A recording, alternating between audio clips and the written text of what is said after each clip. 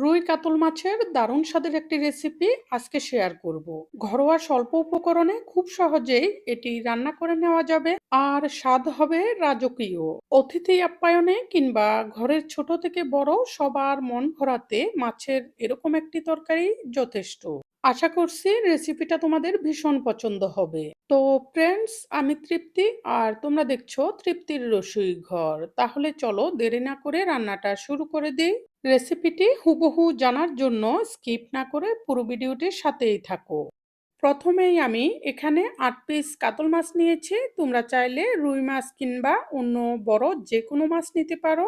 এই মাছগুলোকে মেরিনেট করে রাখবো, সেই জন্য এখানে দিয়ে দিব হাফ চা চামচ মতো হলুদের গুঁড়ি, হাফ চা চামচ মতো মরিচের গুঁড়ি, আর মাখানোটাতে দিয়ে দিব অল্প করে সরিষার তেল, হাফ চা চামচ পরিমাণ দিয়ে দিব লবণ। এখন এগুলোকে হাত দিয়ে ভালোভাবে দুই পিঠে মাখিয়ে নিব। এমন ভাবে মাখিয়ে নিব যাতে করে মশলাগুলো সবগুলো মাছের দুই পিঠে ভালোভাবে লেগে যায়। সবগুলো মাছে মশলাগুলো ভালোভাবে লাগানো হয়ে গেলে এগুলোকে মেরিনেটের জন্য রেখে দিব। এগুলোকে সাইডে রেখে দিয়ে আমি একটি মিক্সারে কিছু উপকরণ নিয়ে এগুলোকে একটি পেস্ট তৈরি করে নিব। সেই জন্য একটি মিক্সারের বাটিতে নিয়ে নিচ্ছি ৩-৪ চামচ সাদা সরিষা। আমি ভিজিয়ে ধুয়ে রেখেছি সেইগুলো। আর বড় সাইজের একটি রসুন চামড়া ছিলে এরকম টুকরা করে রেখেছি সেইগুলো দিয়ে দিচ্ছি। অল্প করে কালো গোলমরিচ, চাকা করে কেটে রাখা কয়েক টুকরা আদা দিয়ে দিব। বেশ কিছুটা দিয়ে দিব কাঁচামরিচ। এই কাঁচামরিচগুলো তেমন ঝাল নেই, সেজন্য একটু বাড়িয়ে দিয়েছি। ২টি টমেটো এরকম টুকরা করে রেখেছি, সেগুলো দিয়ে দিব। আর অল্প করে দিয়ে দিব ধনেপাতা। এখন অল্প করে জল দিয়ে এগুলোকে মিক্সারে ভালোভাবে মিক্স করে নিব।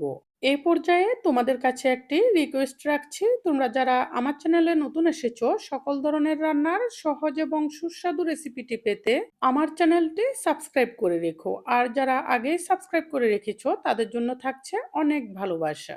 এখন আমি চুলায় একটি কড়াই বসিয়ে দিয়ে এখানে হাফ কাপ পরিমাণ সরিষার তেল দিয়ে দিব। আর তেলটা ভালোভাবে গরম হলে এখানে আমি একটি একটি করে মাছ বসিয়ে দিব। যে কয়টা আটবে ঠিক সে কয়টাই দিব। এখানে একটি টিপস বলি, এ পর্যায়ে চুলার আগুনটি হাই ফ্লেমে রাখবো।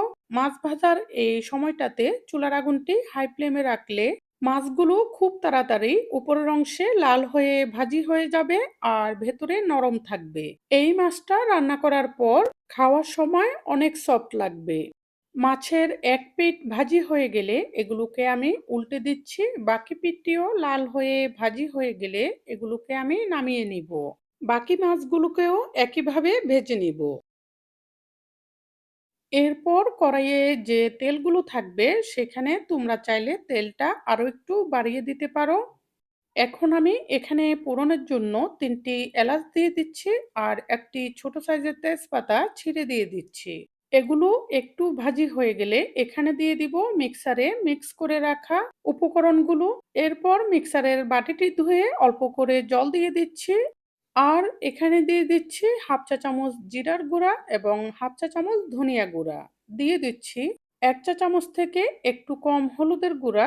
আর ১ চা চামচ পরিমাণ দিয়ে দিচ্ছি মরিচের গুঁড়া। এখন এগুলোকে নেড়ে মিক্স করে দিব। আর নেড়ে নেড়ে এগুলোকে কিছুক্ষণ কষাতে থাকবো। এগুলোকে কষানোর সময়টাতে চুলার আগুনটি মিডিয়াম থেকেও কমিয়ে রাখতে হবে। আর একটু সময় নিয়ে এগুলোকে সুন্দর করে কষিয়ে নিতে হবে। মশলাগুলোকে ভালোভাবে কষানোর উপরেই কিন্তু তরকারির স্বাদটা বেশিরভাগটাই নির্ভর করছে। কিছুক্ষণ কষানোর পর দেখো এগুলো পরিমাণে অনেকটা কমে গেছে। এ পর্যায়ে এখানে দিয়ে দিব ১ চা চামচ লবণ। লবণটা তোমাদের স্বাদ অনুযায়ী দিবে।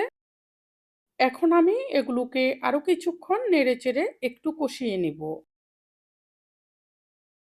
কষাতে কষাতে যখন এগুলো পরিমাণে এরকম অল্প হয়ে যাবে আর রসুনের কাঁচা গন্ধটা চলে যাবে, এ পর্যায়ে আমি ঝোলের জন্য পরিমাণ মতো জল দিয়ে দিব। এখানে জলটাও তোমরা তোমাদের পছন্দ অনুযায়ী দিতে পারো, যে যেমন ঝোলটা রাখতে চাও। এরপর নেড়ে এগুলোকে ভালোভাবে মিশিয়ে দিব যাতে করে কোনো প্রকার দলা পাকিয়ে না থাকে। মিশিয়ে দেওয়ার পর মাছগুলো একে একে ঝোলের মধ্যে দিয়ে দিব। এরপর সামান্য করে চিনি দিয়ে দিব, যাতে করে সরিষার কোনো তিতা ভাব থাকলেও এটা চলে যায়। এটা অপশনাল, তোমরা না চাইলে নাও দিতে পারো। এখন আমি নেড়ে মাছগুলোকে ঝোলের সমান করে দিব। এরপর ভালোভাবে ফুটে উঠলে এগুলোকে ঢাকনা দিয়ে দিব আর চুলার আগুনটি একদম ডিম করে 10 মিনিট মতো এভাবে বসিয়ে রাখবো। একটি কাঁচামরিচের মাথা ভেঙে সেটা দিয়ে এখানে ছিদ্রটি বন্ধ করে দিব। এতে করে মাছ এবং মশলাটা ভালোভাবে সেদ্ধ হবে আর জলীয় বাষ্পটা বের হয়ে যাবে না। সেজন্য মাছের স্বাদটাও একটু বেশি হবে। 10 মিনিট পর ঢাকনাটি তুলে নিয়ে এখানে আমি উপরে কিছু ধনেপাতা কুচি ছড়িয়ে দিব।